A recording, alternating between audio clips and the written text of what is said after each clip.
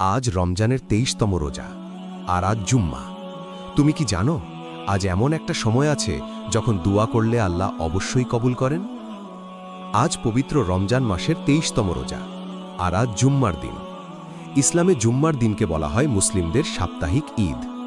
রাসূল সাল্লাল্লাহু আলাইহি ওয়াসাল্লাম বলেছেন, জুম্মার দিনে এমন একটি সময় আছে যে সময় কোনো মুসলিম যদি নামাজে বা দুয়ায় আল্লাহর কাছে কিছু চায়, আল্লাহ তা অবশ্যই তাকে দেন। অনেক আলেম বলেন এই সময়টা সাধারণত আসর থেকে মাগরিবের আগ পর্যন্ত হতে পারে, আর যখন জুম্মা রমজানের মধ্যে পড়ে তখন সেই দিনের রহমত ও বরকত আরও বেড়ে যায়। তাই আজকের এই বরকতময় দিনে নিজের গুনাহের জন্য তওবা করো, নিজের পরিবার এবং পুরো উম্মাহ জন্য দোয়া করো। হয়তো এই রমজানই আমাদের জীবনের শেষ রমজান হতে পারে। যদি তুমি চাও আজকের জুম্মার দোয়ায় আল্লাহ তোমাকে কবুল করুন, তাহলে কমেন্টে লিখো আমিন। আর এই ভিডিওটা শেয়ার করো যাতে আরও মানুষ আজকের এই গুরুত্বপূর্ণ সময়টা জানতে পারে।